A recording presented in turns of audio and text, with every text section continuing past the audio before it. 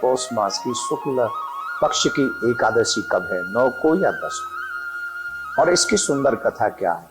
धर्मराज के पूछने पर भगवान श्री कृष्ण बताते हैं पुत्रदा एकादशी बहुत ही लाभदायक है, मंगलमय है।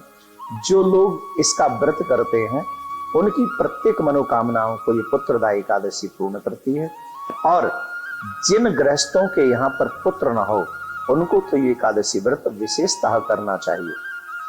पूर्व समय में एक केतुमान नाम के राजा थे, बहुत धार्मिक राजा थे, धर्म में उनकी रुचि थी,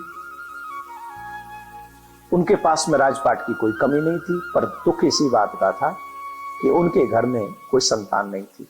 उनकी पत्नी भी, रानी भी बहुत धार्मिक थी, पर कष्ट इसी बात का था कि पुत्र नहीं था। वो मन ही मन इस बात से डरता था कि हमारे घर में पुत्र नहीं और पुत्र के बिना गृहस्थ में अंधेरा ही होता है। उधर उस राजा के पितृगण भी पितृलोक में बड़े दुखी होते थे। वो कहते थे इस राजा के बाद हमारा तर्पण कौन करेगा, श्राद्ध कौन करेगा। वो भी जब राजा श्राद्ध और तर्पण करता था तो वो रो रो के श्राद्ध स्वीकार करते थे, बड़े दुखी थे।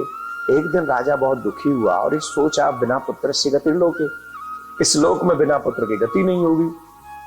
तो एक दिन राजा वन में भ्रमण कर रहा था और जब राजा वन में भ्रमण कर रहा था तो वहां एक जैसे वन में गया तो उसके दाएं अंग फड़कने लगे। उसे लगा कि कोई ये तो शुभ संदेश है, एक जो सगुन होता है पुरुष का दायां अंग फड़के। तो जब राजा आगे गए तो वहां पर सरोवर में कुछ ऋषिगण उनको स्नान करते हुए दिखाई पड़े। तो उन ऋषियों को उन्होंने साष्टांग दंडवत किया। तो पूछा आप कौन है? तो उन्होंने बताया कि हम ऋषिगण हैं और हम आज पुत्रदा एकादशी के व्रत पे स्नान करने के लिए आए। राजन तुम कौन हो, बताओ तुम क्यों दुखी से लग रहे हो? तो उन्होंने कहा महाराज मेरे पितृ रोते हैं, मेरा मन अशांत है, पुत्र के बिना घर में अंधेरा रहता है, कुछ भी समझ में नहीं आता। वो राजपाट, सुख संपत्ति, धन, वैभव, ऐश्वर्य ये सब कुछ समझ में नहीं आता, इससे मेरा मन हर्षित नहीं होता, मैं क्या करूं? तो ऋषियों ने कृपा करके केतुमान राजा से कहा कि पुत्र तुम दुखी मत हो, आज पुत्रदा एकादशी है, तुम आज व्रत करो और व्रत करके अपने इसी संकल्प को करो और संकल्प के साथ तुम व्रत करोगे तो ये एकादशी साधारण नहीं है। ये एकादशी सिर्फ एक व्रत ही नहीं है, ये भगवान के अंग से निकली हुई दिव्य शक्ति है।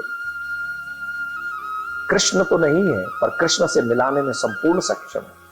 इसलिए तुम पुत्रदा एकादशी का व्रत करो। ऋषियों की आज्ञा मानकर उस राजा ने एकादशी का व्रत किया और 9 महीने के बाद ही उसके घर में एक सुंदर राजकुमार उत्पन्न हुआ और वो राजकुमार बहुत ही धार्मिक और धर्मनिष्ठ था। तो भगवान श्री कृष्ण कहते हैं धर्मराज, पौष मास की शुक्ल पक्ष की एकादशी को पुत्रदा एकादशी कहते हैं। जो मनुष्य इस एकादशी के व्रत को करता है निश्चित उसके मन में जो मनोरथ होते हैं उसे तो पूर्ण होता ही है। साथ में अगर कोई पुत्र के बिना कोई गृहस्थी है तो उसे अधिक मन लगाकर ये व्रत करना चाहिए।